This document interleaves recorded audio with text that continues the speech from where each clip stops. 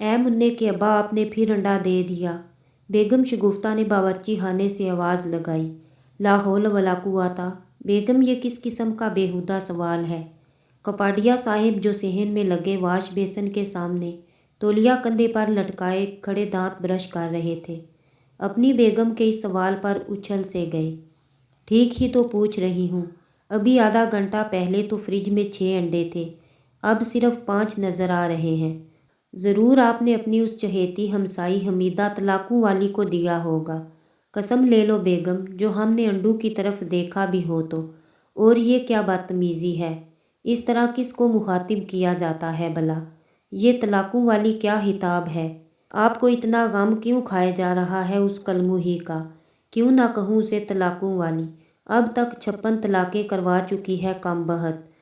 जिस मोहल्ले में जाती है मियाँ बीवी को लड़वा देती है। मुझे तो पक्का यकीन है कि अब वो हमारे घर आग लगवाना चाहती है। ओहो बेगम, कहाँ की बात कहाँ ले जाती हो। जाओ जाकर नाश्ता बनाओ, मुझे दफ्तर से पहले ही देर हो रही है।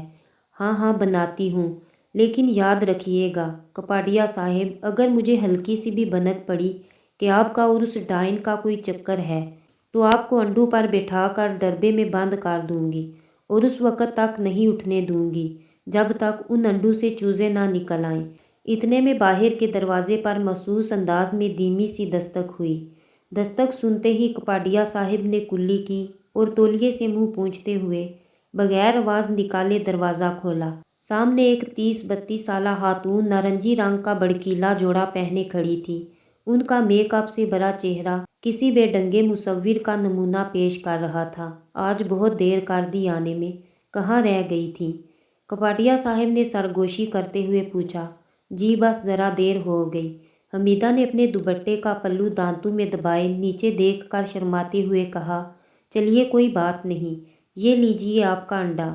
मैंने सुबह ही बेगम से आंख बचाकर आपके लिए छुपा लिया था।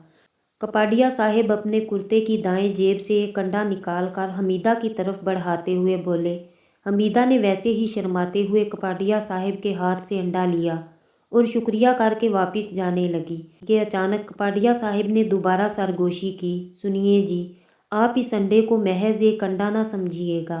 क्या मतलब। बस यूँ जानिए कि ये अंडा नहीं, हमारा दिल है, जो हम हर सुबह अपनी बेगम से छुप कर आपको देते हैं।